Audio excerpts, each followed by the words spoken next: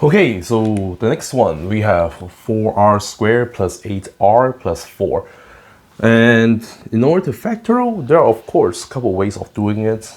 But usually when we think of factoring, of course we would like to see if there's anything in common between the terms, so that we can try to reduce it and make it the constants or the coefficients smaller before we can try to use other methods. So in this case, we see that all three terms are sharing 4 as a common factor. So if we factorial, we get 4 times the quantity. Now divide by 4 for every term, we get r squared for the first one. Second one, divide by 4, we end up with 2r. And the last one will just be 1. And now as we can see that this is actually the same as what we start off in problem 27 here, which is saying that if we use the results that we have, or for the formula, we should say that our x value will just be r, and the y value here will of course be 1, because 1 squared is still 1. So if we set up that way, we all need to do is to confirm that the middle term here, 2xy, is actually equal to a 2r that we want. But again, if x is r and y is 1, then x times y will just be r times 1, which is r times 2 will still be 2r. So it actually satisfies. So we can now try to factor out completely to get 4 times the quantity r plus 1 squared. Okay. Then next we have the following. Next one, number 32, we get 9, let's see, t squared plus 12t plus 4. So again, if we try to consider the formula, we will assume that the first term here will be x squared. So what is the x that we need so that when we square it, it gets 9t squared? Yes, we will just try to take the square root of it. And again, it doesn't matter whether or not it is positive or negative. We'll just take it positive so that it's easier, and it will not change the result. So in this case, we will have the square of 9 is 3, and then square of t squared is of course just t. Similarly, if we say our last term to be the y squared, then what is the square of 4? 2. Because 2 times 2 is 4. Then again, we need to check the middle term here if we actually get what we need. So we want to multiply 2 times the x, which is our 3t here, times the y value, 2, and see if we actually can get what we have in the middle term. So 2 times 3t is 6t, times 2 is 12t, exactly what we need. And therefore, now we can actually factor out using the formula to say that we have the quantity x, which is 3t, plus the quantity y here, 2 here, and then all raise it to the second power. Good. Next, we have an example like this. Doesn't matter. We have 4x squared plus 10x plus 25. Okay, now this time we will use a slightly different way of trying to see if we can actually do it. So we still need to rely on the formula that we have. A squared plus 2ab plus b squared equals the quantity a plus b, whole thing raised to the second power. So in this case, we are going to do it the following way. Suppose that the first term will be our a squared. Then of course we need to find out what is a, and in this case it would just be the square root of it, 2x. Good. Then suppose that the middle term is our 2ab here, meaning we need to multiply this 2 times a times b, where a is something that we have found already. So in this case, it will be 2x. Then we're now need to figure out what b is, because once we have everything else, we only have one term, which is b in this case, that is not known yet. So we can actually try to set this product here to be equal to the middle term that we have in order to find out what b is. So in this case, we will have this divided by this to be equal to b. So in this case, we have 10x divided by 2 times 2, which is 4x. Then that is equal to, as we simplify, it will be 5/2 as our b value. Then if this is the b value that we need for our last term, which is supposed to be our b squared, we need it to be the square of the b value that we found, which is 5/2. But now if we try to calculate the square of 5/2, we get 25/4 instead of 25. So it doesn't match. So do we have anything that we can do? In fact, we actually cannot factor it out. This problem is, or this expression here, is also not factorable as a trick question. Okay. So this is it for this problem. Problem 34. We have 7x squared plus 14xy plus 7y squared. Okay, so again, since we want to factor out, we can first try to see if there's anything in common between all the terms here, all three terms. In this case, we actually see that this is divisible by 7, this is a multiple of 7 as well, and the middle term here has a 14 in the front, which is a multiple of 7, of course. So let's try to factor out the 7 such that the first term will become x squared plus second term will turn into 14/7 or divided by 7, which is 2 x squared xy plus the last term, which becomes y squared. Good. Now, once again, we actually have some expression that looks almost identical to the to problem 26 here, which instead of having a and b, we use x and y instead. And therefore, we can actually use our formula once again to factor out the term inside of parentheses to give us x plus y quantity squared. And again, don't forget there's a 7 in front that we need to copy it down. And that's how we factor this out. Okay. Next, we have this problem here, 35, which says x squared y plus 8xy plus 16y. So if we try to use the formula right away, we first need to figure out which term will be a squared and which term will be b squared. And of course, usually we'll just put it in the right order and say that the first term will be our a squared, right?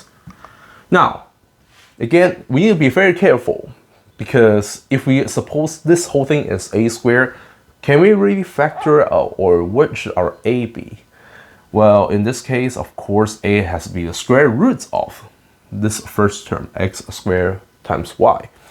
But in that case, we do not get something times itself equals y if we try to have a whole number in our exponents. So, do we just give up? Of course not. Of course not.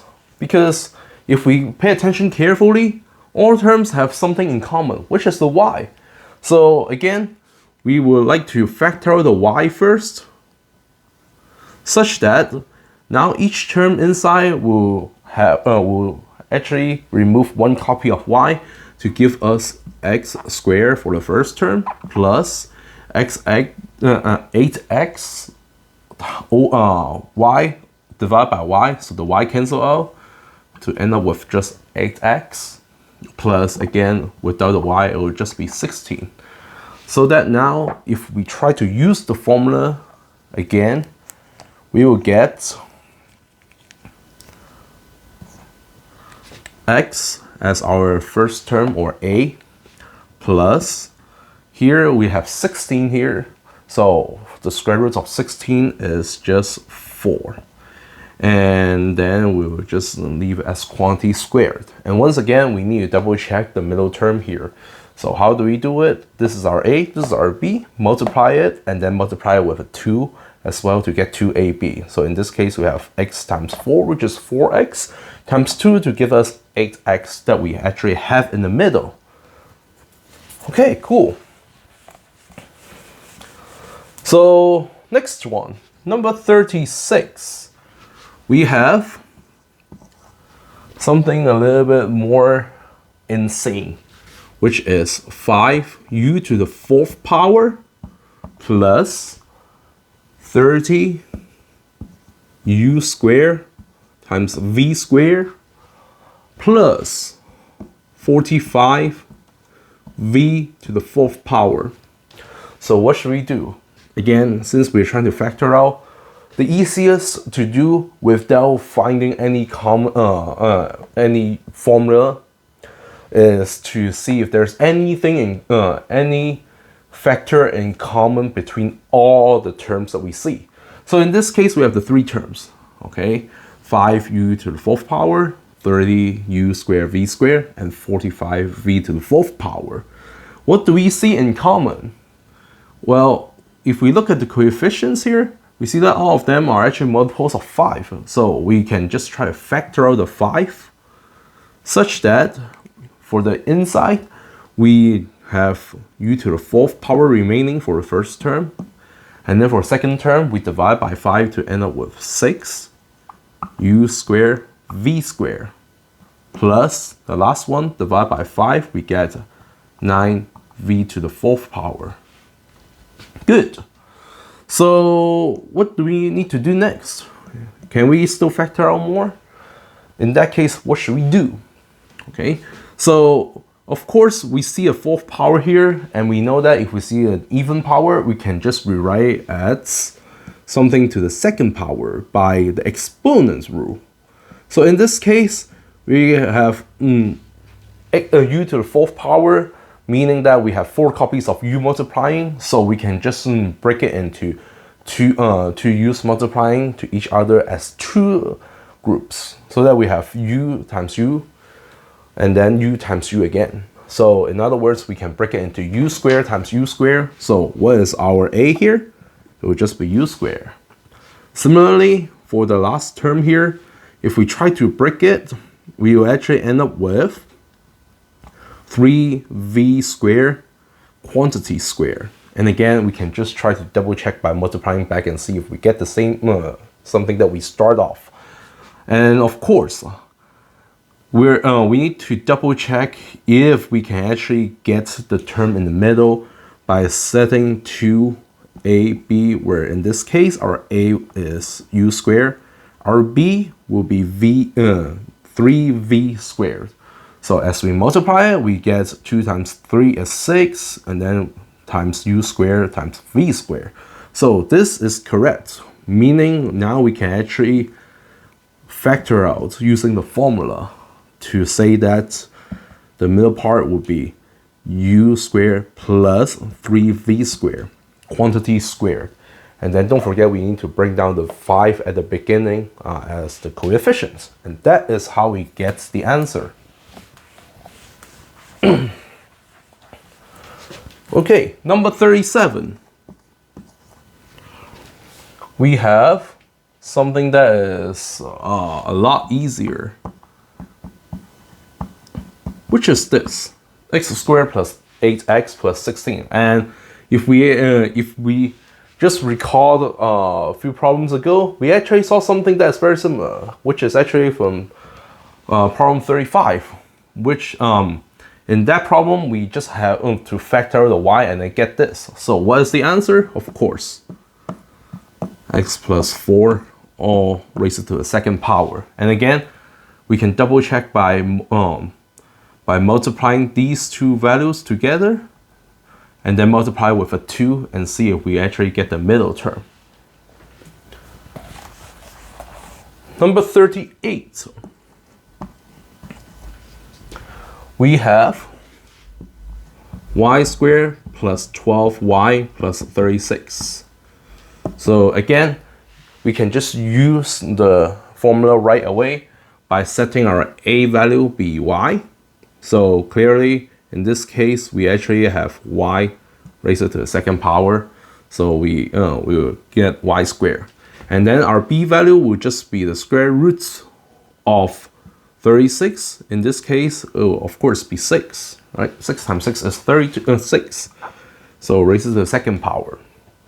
And again, we need to double check the middle term here, 12y, if that actually satisfies the condition 2 times a times b. So in this case, our a is again y, our b is 6. So as we multiply them together, we get 2 times 6 is 12 times y, 12y. And therefore, our answer will be y plus 6 quantity squared. Okay. So next we have the following. This time we have 16y squared plus 8y plus 1. So we actually don't have a monic expression. Well, we don't have a monic monic quadratic expression anymore because the leading coefficient here is no longer 1. But what should we do? We will still use the same trick using the same formula. So we will set this to be our a squared, so that to find out what a is, we will take the square root of it. So we will have the square root of 16, which is 4 times the square root of y squared, of course, and that's just giving us a y. And similarly, for b squared, we will just have 1 squared. And again, 1 times 1 is just 1 itself. Then we will actually get the middle part. So by multiplying these two together and multiply the extra 2 that we need. And see if we actually get everything that we have up here. So in this case, we'll have 2 times 4y times 1, which is equal to 8y. Now you might ask, or perhaps you have already started asking a few problems ago, what happens if we choose one of them to be negative and see what will happen? So in this case, let's say if we choose negative 1 instead of positive 1 as our b value, what we're going to get is now as we choose our b value to be negative, we need to multiply instead of positive 1, we need to get negative 1. But as we multiply all these together, we'll end up with a negative sign which does not match here. And this is the reason why we would like to stick it as positive instead of negative. Okay, now of course you might try to fix it by putting a negative at the a value. Okay, so as we multiply it in the middle term, we will have negative times negative to get it positive back. So keep in mind, if we stick all of them as positive, we will have the answer be 4y plus 1 quantity squared if both a and b are positive. Now what if both a and b are negative? We can actually see what's going to happen. So if we do that, we will now end up with negative 4y plus negative 1, and plus a negative will just turn into minus. So we have minus 1 quantity squared. But if we look at the inside here, both of them are negative, meaning we can in fact try to do an extra step by factoring out the negative. So I'll use a bracket here instead of parentheses to show the order, so that we can actually see how it changes. So it turns into, inside of the brackets, as we factor the negative 1, we will end up with, of course, positive 4y plus 1 instead of -1, as we factor out the -1 from all the terms. And then, since we have a square here, we will use the distribute rule as we try to multiply, put it to every single factor inside, such that now if we bring the second power to every factor inside of the brackets, we end up with -1 raised to the second power times 4y plus 1 raised to the second power. But what is -1 quantity squared? That's just -1 times -1, which is just +1. So we just end up with the same thing as what we have. This is the reason why we would like to stick it as positive when we try to use this formula. Right? So next we have problem 40, which says 25, let's see, x squared plus 10x plus 1. And again, now first thing we want to like to check if there's anything in common, so that we'll be able to reduce the expression into some lower term. But in this case, we actually see a 1, so once we see a 1, clearly we won't be able to factor anything, because if we try to factor something, we'll end up with fractions, which actually looks even more difficult to do factorization. So in this case, we might as well just try to think of the formula and see if we were able to use it. So in this case, we will set our a squared be the first part, so that if, our a itself would just be a square root of it. And we'll get square root of 25, which is 5, times the square root of x squared, which is x itself. And at the same time, we will take 1 to be our b squared. And again, if we try to take the square root of 1, we'll just stick it as positive, again with a similar reason as what we explained. Then we need to double check what if our 2ab term is correct. So we need to multiply 2 times our a, which is 5x, times our b value, which is 1. So in this case, we have 2 times 5x, which is 10x, times 1, which is still 10x. And again, this is saying positive. So we actually have 10x, which matches the term that we have in the middle at the beginning.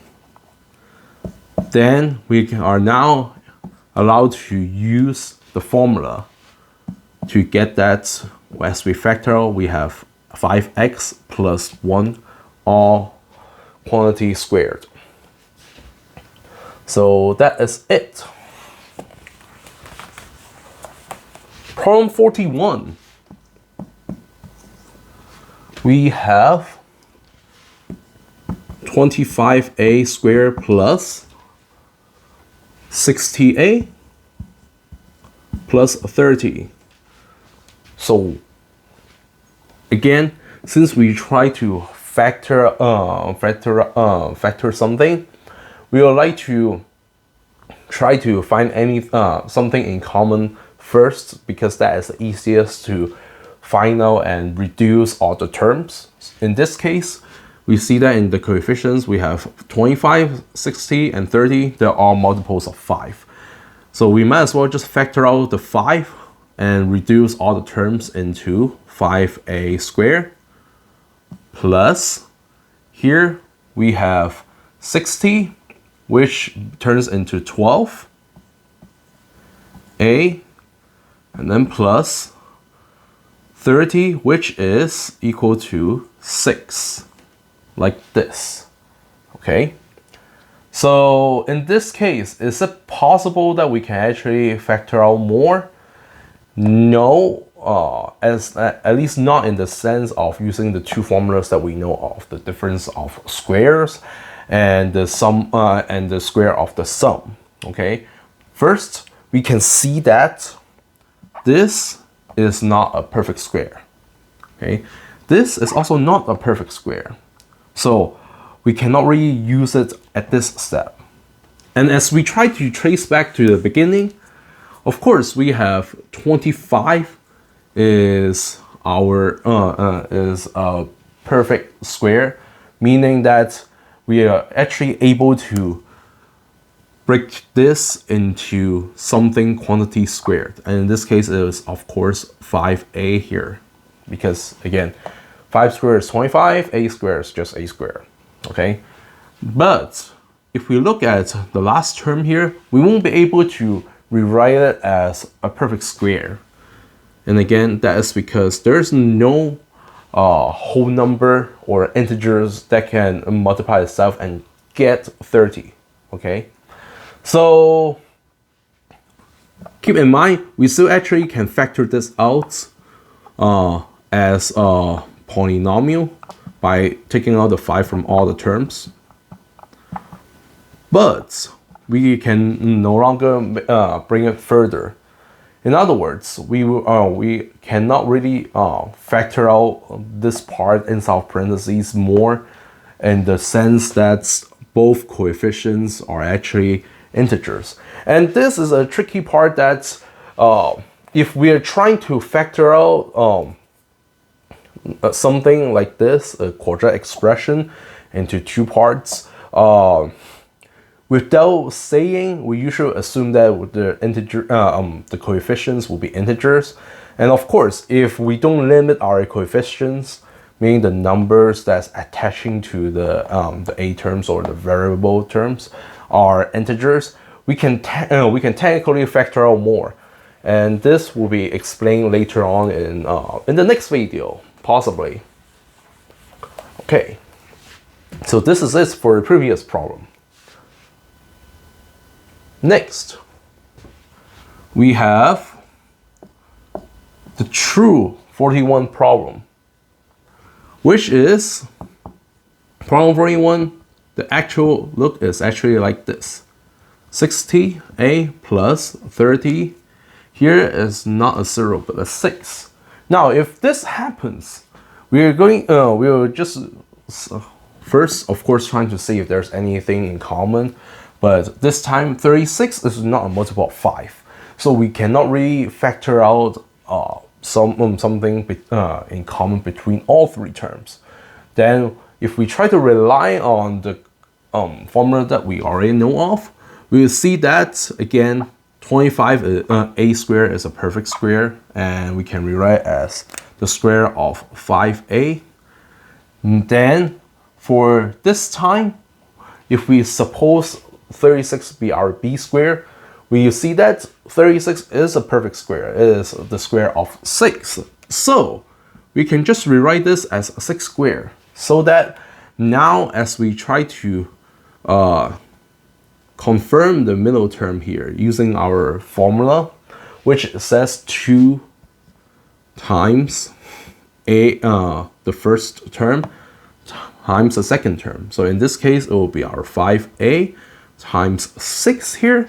We actually do get 2 times 5 is 10 times 6 is 60 times a. So we do get this the middle term matching what is given. And therefore, this time, this expression is factorable. And in fact, we can use the formula that we know of to factor out the expression, which gives us the first term 5a plus the second term 6, all quantity squared. All right. Next one, we have problem 42, which says 16w squared plus 40wx plus 25x squared. And again, in order to factor out, the first thing that we would like to do is to see if there's anything in common between all the terms, so that we can actually reduce it quickly, make the each term smaller in some sense, okay? But unfortunately, we don't see anything in common between all three terms, of course, other than plus and minus 1. if we talk about integer coefficients. So what should we rely on? Well, if we look at the first term and the last term, both of them are actually perfect square.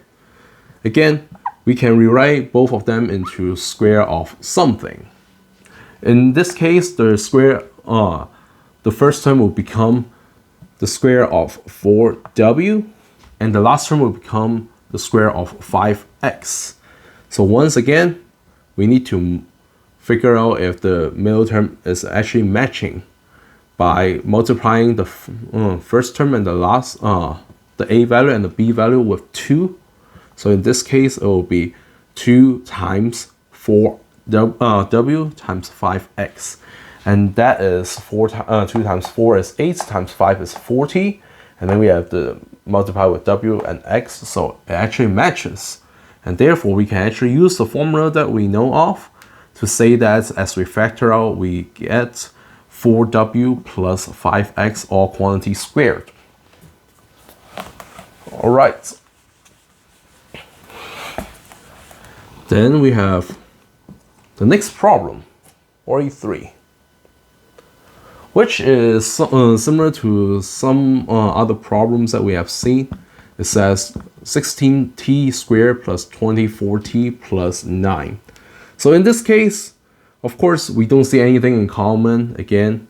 So we might as well just try to see if if we can use the formula that we know of. And if we try to use it, the first term is a perfect square. So it is actually, in fact, the square of 4t, where the last term is a perfect square, of course, is 9, the number 9 here, which is, again, 3 times 3. So what should we need to do? We should actually check if the middle term is actually matching to the middle term that we assume in the formula, which is if it's going to match with 2ab, where our a in this case is just 4t and our b is 3. But as we multiply it, we have 2 times 4 is 8, times 3 is 24, and then times t, which actually matches the 24t that's given. And therefore, we are now allowed to use the formula. And we will get a, which is 40, plus b, which is 3, all quantity squared. Nice. So now we're at problem 44. Problem 44 sets the following: n squared plus 2n plus 4. So two ways of doing it again.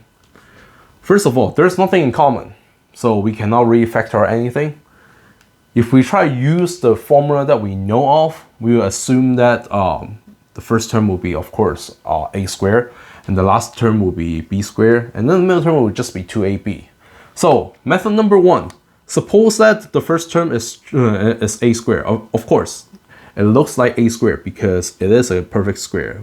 We'll just set our a be n itself, so that the square of a is just a square of n, which is n squared that we have. Then if we suppose the last term be the b squared, what is our b in this case? Well, it will just be the square root of 4, which is equal to 2 here. Meaning, if we try to think of the term in the middle, which is 2ab, now as we know what our a and b are, we need to plug it in or substitute to get a is n and b is 2. Then our 2ab will turn into 2 times n times 2, which is actually equal to 4n. But that actually contradicts with the 2ab that we have in the problem, which is 2n. So this shows that it's not working. And if we try to use the other method, which is we still keep the a squared here, and now we're going to figure out the b by using the middle term here. Meaning, suppose that this 2n is our 2ab term, then we need to think of what the b value is using this 2n. Since our a is given as n here, then we have 2 times a, which is n, which is 2n here, times something is equal to 2n, where this something is a b value that we need. But what times 2n times, what times 2n is equal to 2n? It has to be positive 1. Therefore, we now figure out our b value is supposed to be positive 1. Then the square of b would just be 1 square, which is actually equal to 1. But once again, this does not match with the actual b squared that is in the problem. Therefore, both methods actually failed. We cannot use this formula. And of course, we don't have the difference of squares because we have 3 terms here. In fact, this is once again not factorable.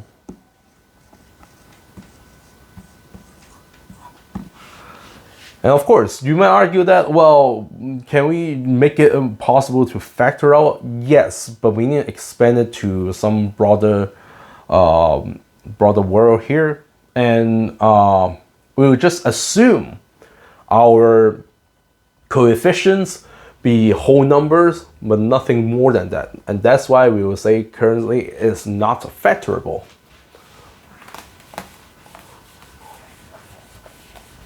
All right, so next we have problem 45.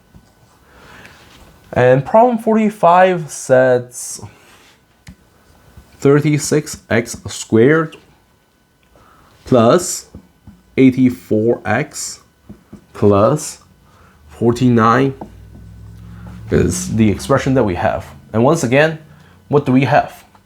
We have 36 and then 49. Well, we know that 49 has only 3 factors, 1, 7, and 49. But then none of those, or other than 1, none of the factors, 7 or 49, is a factor of 36. So we cannot refactor anything.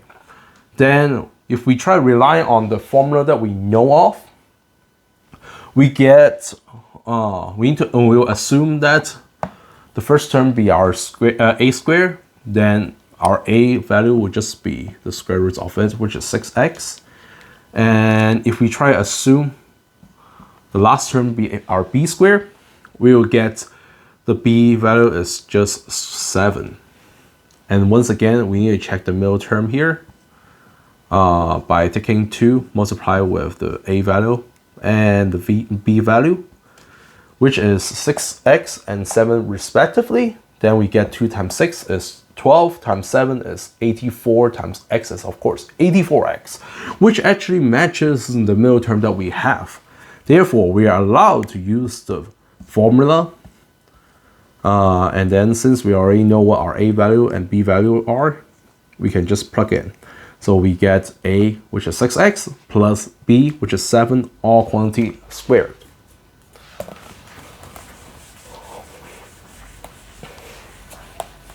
Okay, next we have problem 46.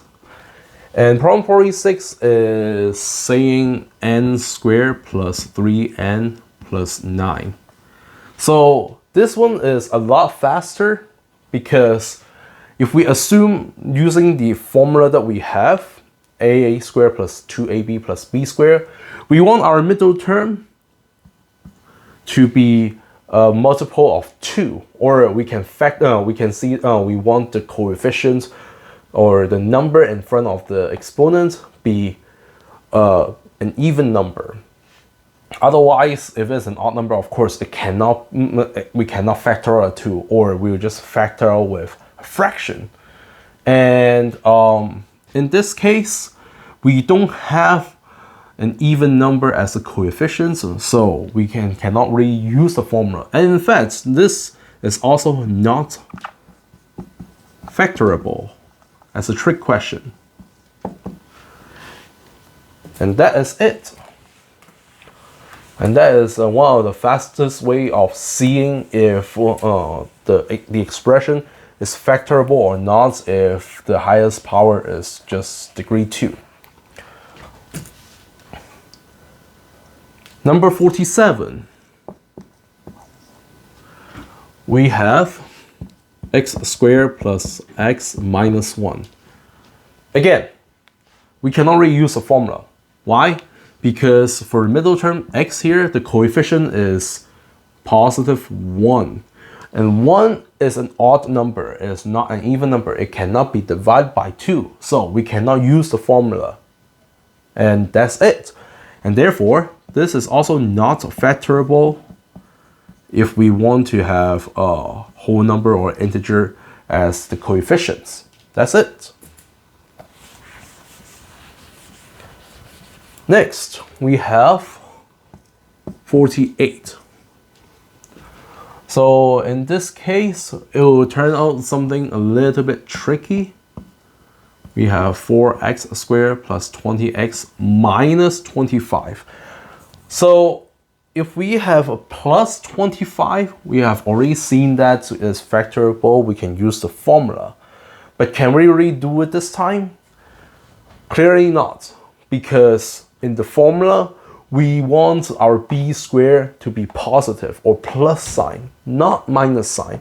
So we cannot use the formula this time either, just because we don't have a negative. And again, the formula has the name called the sum of squares. So if we look at the sum of squares, we actually end up with all the terms here. Term 1, term 2, term 3. They all have the plus sign. Or if they multiply with a minus, if they actually have a negative outside of the square, it will turn into all negative. So either they all have the positive sign or all have the negative sign. Or in other words, they all need to have the same sign. But in this case, we actually have 2 plus sign and 1 minus sign, so it fails. And therefore, in fact, this problem or this expression is also not factorable. Okay, then we're going to move on to the next problem. So next problem is problem 49. Problem 49 is the following: 36m squared plus 66m plus 121. So first of all, is there anything in common? No, because 121 is, again, is a perfect square. If we are considering of the formula and suppose that this is just the square of something, in fact, we'll actually get 121 as the square of 11. And 11 is a prime number. What does that mean? It means that 121 has only 3 positive factors: 1, 11, and 121 itself. Of course, we will ignore the 1 because it's not going to do anything if we try to factor out. Then we only have 2 options, either 11 or 121. But 11 is not a factor of 36. In other words, 36 cannot be divided by 11. So there's nothing in common we cannot factor out. So we just rely on the formula and pray for it and hope we can actually try to get something out. Then using the formula, we already found what our b value is. Now we're going to figure out what our a value is. If we suppose this whole thing as our a squared, then the a value will just be a square root of it. What is the square root of 36? 6. What is the square root of m squared? Of course, it's just one copy of m. Therefore, in order to satisfy our b value, a and b value, we need our middle term 2ab also satisfy, where our a is 6m, our b is 11. But as we multiply to get all the things together, we have 6 times 11 is 66 already, but times 2, it will exceed that. In fact, it will be 132 times m. So it actually is not matching with the term that we have in the middle.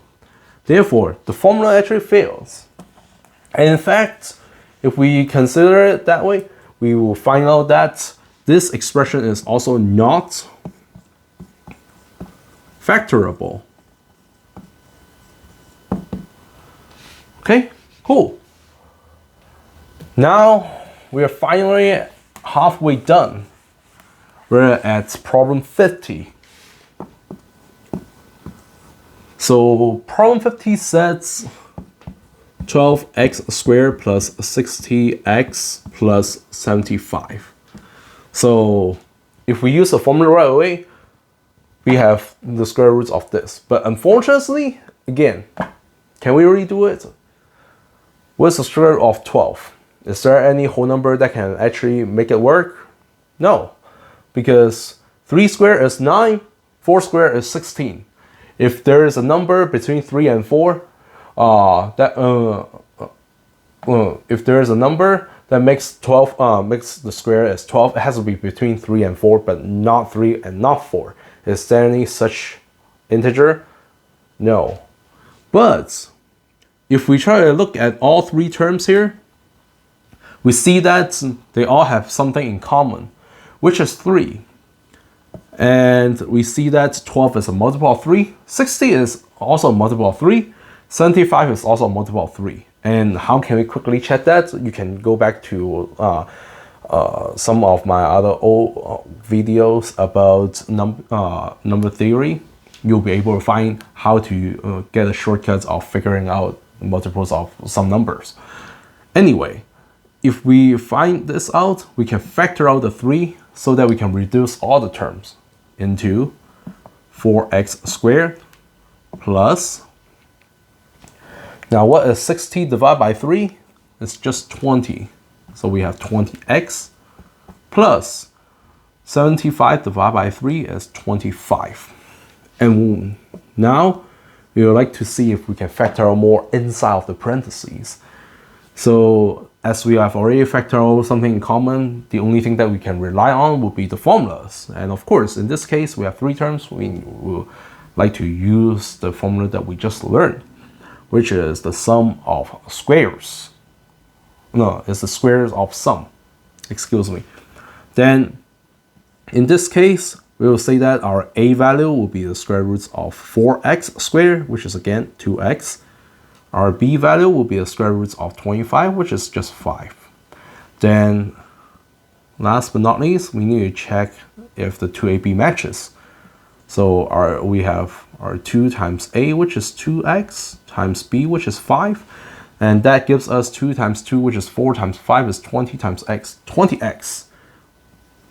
Perfect.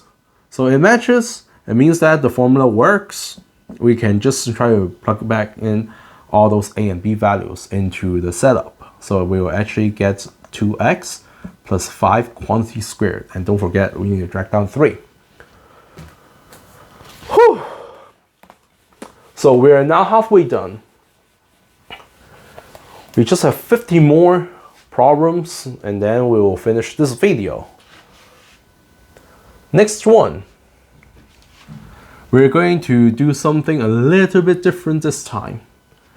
We actually have the setup like this. A squared minus 2ab plus b squared. So we actually see there is a slight difference between this setup and the setup in problem 26, which is instead of having a plus sign for all 3 terms, for the 2ab terms, this time we change it to a negative or minus. How is it going to change our result? Well, if we try to consider the formula that we had, we need a squared plus 2ab plus b squared. And as we try to factor out, we will say that, of course, we'll pay attention to the first term and the last term and find out what the a and b values are. And then we're trying to multiply all these 2 things with a 2 to get the formula. So we would like to have 2 times a times b and to match up. But this time we don't have a positive sign. We need a negative sign. In other words, if we choose a to be positive still, then for the original b, we now need to add the negative sign to it in order to get minus 2ab. So we will have 2 times a times minus b, which gives us negative 2ab. And therefore, in order to match the last parts here, we cannot keep it as b itself anymore. We need to change it to negative b or minus b. And once again, this still holds because negative times negative or negative squared is positive. So we still end up with positive b squared. So now we actually have the third formula, which is, if we plug back in, we have a here, and then here we have plus this whole thing, which is negative b. And as we simplify, we'll just have a plus negative, which turns into minus b squared. And this is our third formula that we have the square of difference. Next, we're going to play around with this new formula. So we get something as warm-up. Z squared minus 2z plus 1. So if we use the formula, we will say that our a value is just z, of course, then we square it. Then what is our b value? It's no longer positive. We need to make it into negative, so that as we multiply, we will actually be able to get the negative sign for the middle term. So in this case, what is the square root of 1? There are two roots in total. One of them is positive and the other one is negative. And we want to have the negative roots. So in this case, it will just be negative 1. And once we do that, as we multiply 2ab together, we have 2 times z times negative 1, which is negative 2z or minus 2z that we actually have in the problem. So as we use the formula, we have z minus 1 quantity square as we factor out. Okay. Next, we have x squared minus 16x plus 64. So this is problem 53. So again, if we try to use the formula, we have our a value will be x, our b value will be 8, but don't forget we want the negative version of it, or the negative root, so that as we multiply these two together with a 2, we'll be able to keep the negative sign in the middle term. So if we factor out, we will actually get x minus 8 quantity squared. Good.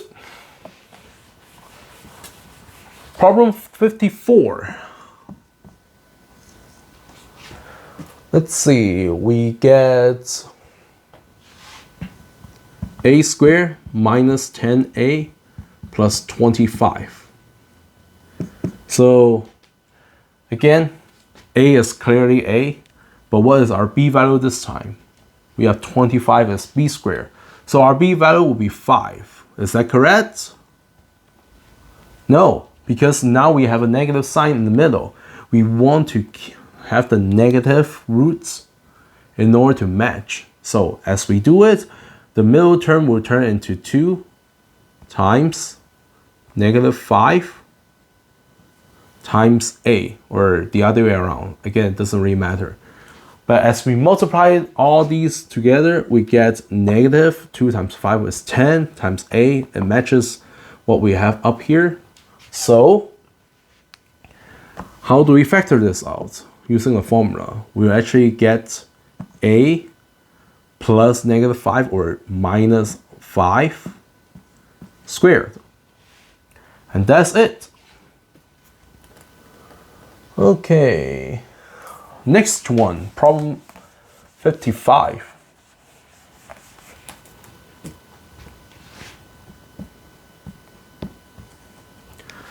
Problem 55 says n squared minus 14n plus 49. Again, if we try to do that, we have our n to be our a value, and then what is our b value? 7 squared.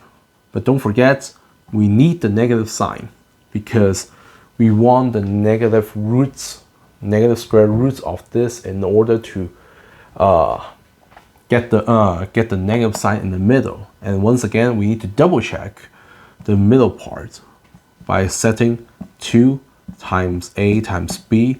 And in this case, our a will be n. Our b is negative 7, and as we multiply, we have 2 times negative 7, which is negative 14, or minus 14 times n. So we have negative 14n, which actually matches. So we can actually use the formula, meaning our answer will become n minus 7 quantity squared.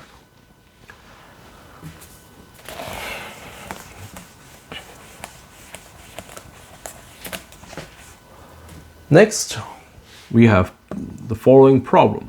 Problem 56. It says x squared minus 2x plus 2. So what should we do? Do we see anything in common? No, because the leading coefficient is 1, so we don't even have to think about it. Then we have a negative sign, right? Should we? What should we do? Let's try the newest formula that we learned, right? But here is the trick. If we try to use the newest formula, of course we'll suppose the first term be a squared, and of course this is a perfect square, so it works. However, for the last term here, if we assume that it is b squared, what should our b be? In order to get b squared is 2. Is there any such integer that can make the square of it is 2? Not at all, because we know that negative 1 squared is equal to 1. Of course, the negative sign is not going to is going to be vanished. But negative 2 squared is actually equal to same as 2 squared again, which is equal to 4. Meaning, if there is any negative integer such that the square of it is 2, it has to be between negative 1 and negative 2. But is there any negative integer makes it work? Or is there any negative integer between negative 1 and negative 2 without not excluding the boundaries? No, there isn't. Therefore, there is no way we can actually make it as a perfect square either. So, in fact, this problem is also not factorable. And this is a trick question. Okay. Next, we have problem 57. So, problem 57 sets y squared minus 12y plus 36. So once again, leading coefficient is 1. There's nothing we can factor out. Then if we try the formula, we have our a value is of course just y, so that y squared is y squared. And then our b value will be the square roots of 36, which is 6. But don't forget, since we have a negative sign in the middle, we will take the negative roots of it. Now, again, we need to figure out the last step, which is if the 2ab is equal to the middle term that we are thinking of, or is given, where our a is y, b is negative 6, so that we have 2 times y, which is 2y times negative 6, is negative 12y, which actually matches. Therefore, we can actually use the formula to factor out, and our a value is of course y, b value is negative 6. So we have y minus 6 quantity squared for the factoring of this expression.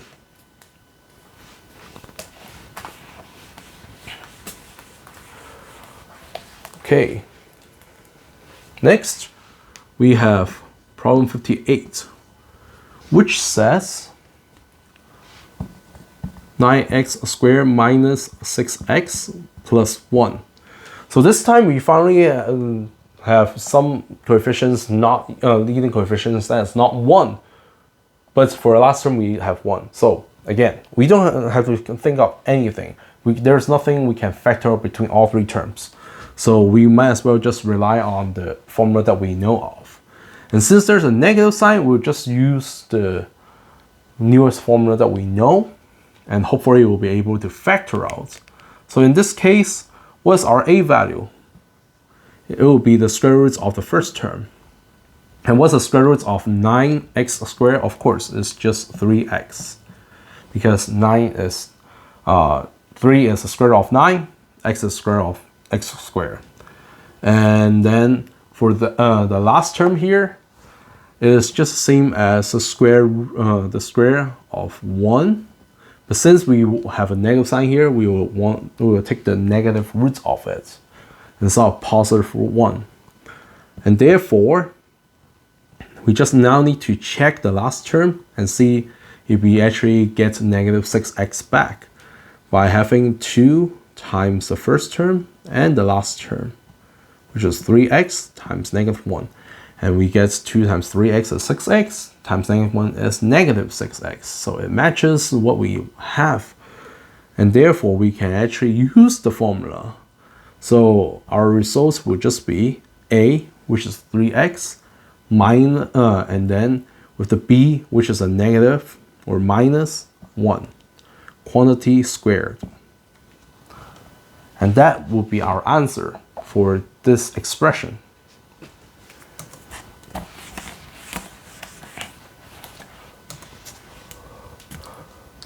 Next one, problem 59. We have 49x squared minus 14x squared, x plus 1. So again, we end up with a 1. There's nothing we can factor out. If we rely on the formulas, there's a negative sign in the middle term. We might as well use the newest formula, the square of difference. Then, of course, our b squared is 1, which means our b value would just be negative 1, as we want the negative value of it. Then what's our a? It would just be a square root of the first term.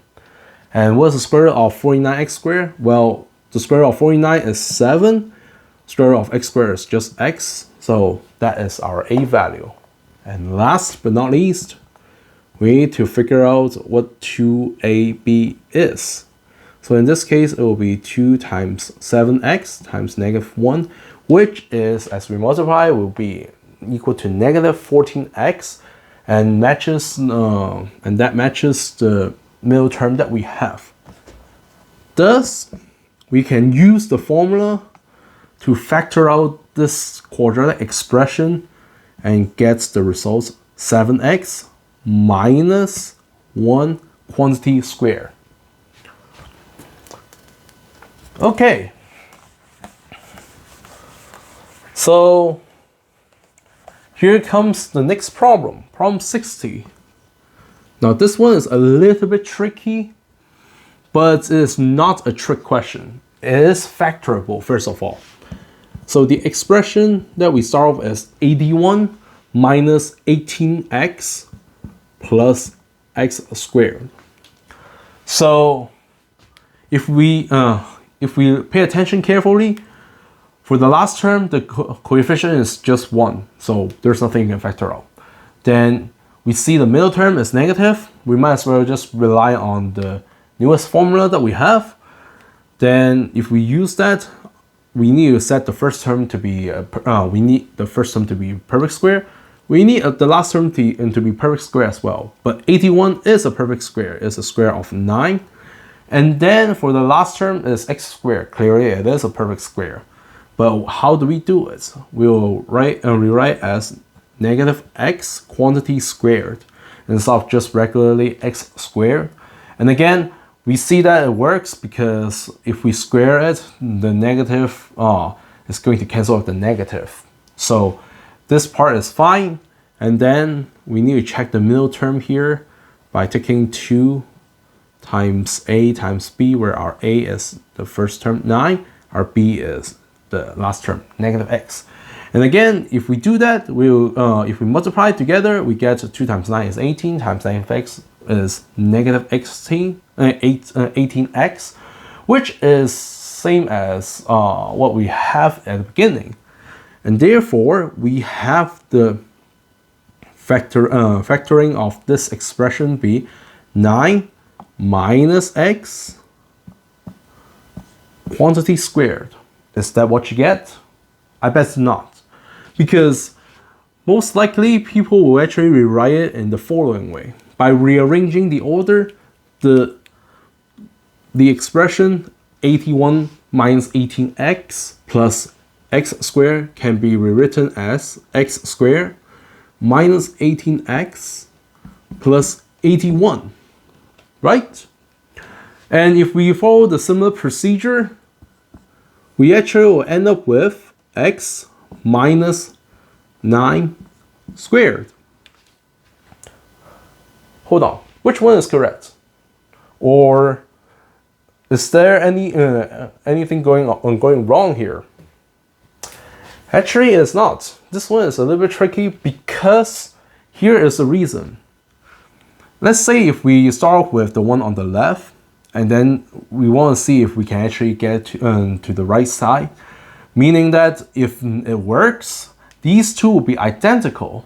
And this is what we're hoping for, because what we actually did on top is just switching the terms in different orders, but that is not going to affect the results, supposedly. So in order to make it work, we need to see that if the end up results are actually giving us the same thing without going through the top. So how do we do it? Well, we can actually consider it in the following way. If we rewrite it as a bracket, and then for the 9 here, we know that there is no sign in the front, but no sign means what? It means that it's positive or non-negative. Of course, the only way that is not positive either is if it's 0. But anyway, it means that in this case, if there's nothing here, it is same as positive 9. So we can try to factor out the negative inside, and we are going to see what's going to happen. But before that, we can try to rearrange the order so that we have the x in the front and the 9 in the back, so that it will look similar to what we want to show at the end. So in this case, we'll end up with negative x, again minus x, same as negative x, plus, again this positive will just mean the same as plus 9, all quantities squared. So as we rearrange the order, we now see the negative in the front as a leading coefficient. We are going to factor out this negative, meaning we have -1 times the remaining parts quantity squared. But then as we factor out -1 to both terms, we will just do a sign change or flip the sign so that negative x turns into positive x, or simply just x here. And then positive 9 or plus 9 will turn into negative 9 or minus 9 here. Minus 9 here. Good. Last but not least, we'll use the distribute property to bring the two to both fraction. No, not fraction. Both factors, so that now we have -1 quantity squared times x minus 9 quantity squared. But what is -1 squared? It's just -1 times -1. It's just +1. Therefore, we end up with just x minus 9 quantity squared, which matches the results that we have on the right hand side. And that is it for this one.